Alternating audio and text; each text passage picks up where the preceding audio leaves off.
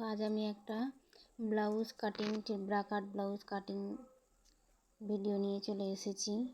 তো এখানে আমার 54 সেন্টিমিটার কাপড় রয়েছে, মানে পেছন পার্ট ও সামনের পার্ট 54 সেন্টিমিটারের মধ্যেই আমি ড্রয়িংটা করে রেখেছি।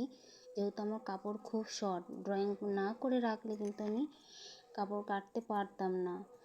ফর্মা ফেলেই কেটেছি, ডাইরেক্ট কাপড়ে কাটা যাবে না। আর হাতের জন্য আমি 9 ইঞ্চি নিচের কাপড় থেকেই হয়ে যাবে, তো একটুও কাপড় বাঁচিনি। তো এখানে 54 সেন্টিমিটারের মধ্যেই আমাকে সামনে ও পেছন পার্ট কেটে নিতে হবে। ফর্মা যদি করা থাকে, ফর্মায় যদি আগে কেটে নেওয়া হয় তাহলে কাপড় কম থাকলেও কিন্তু খুব সহজেই হয়ে যায় অল্প কাপড়েও। দেখো আমার কাটা হয়ে গেছে। আমি ভাবছিলাম হবে কি হবে না, কম কাপড় মানে মেন কাপড়টাই কম। দেখো করে নিয়েছি। এবার পেছন পার্টটাও চলো কেটে নিই।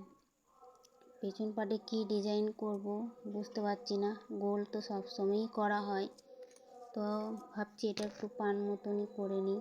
প্রথমে গোল ভেবেছিলাম করব, নিচ থেকে 3 ইঞ্চি নিয়েছি, কিন্তু আর করছি না, পান মতোই করি। এই দুটো সেটই একই রকম হবে।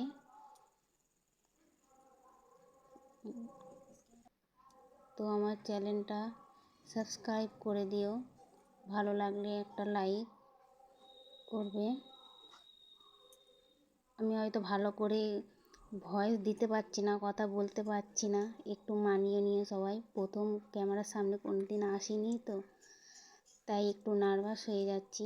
তবু আস্তে আস্তে ঠিক হয়ে যাবে। পেছন পাটটাও কাটা হয়ে যাচ্ছে। তো আজকের মতো এইটুকুই, টাটা।